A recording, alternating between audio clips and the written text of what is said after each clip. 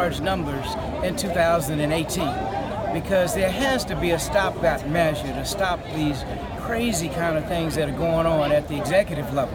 And the only way you stopgap that is through Congress, members of Congress. And when the Republicans control all of the House, everything, they control Congress, or both houses, and they control the White House. You got to have a stopgap measure. If people come out and vote like we never voted before, now we really have no choice. I think we will see things start to change to some degree. The other thing is, you know, one of the real issues that exist in this nation is we have a challenged economy, and that impacts poor white folk and black folk.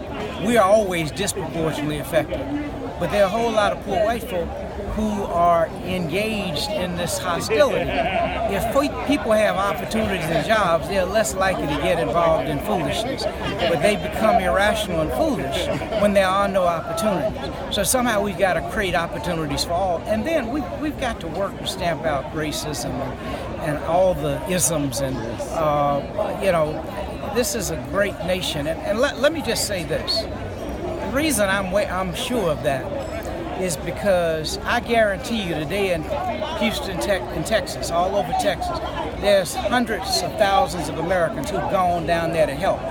They're black folk, they're white folk, they're rich people who sent money to help.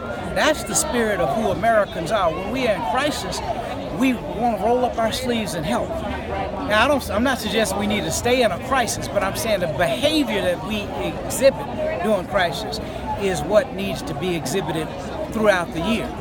When that is done, we will see all these vestiges of racism, sexism, and homophobia and hatred. That'll be a thing. And that's the dream that your dad talked about. Absolutely. That dream coming together. That's right. Yeah, the fulfillment of that dream, which is we've got a long way to go before we achieve it.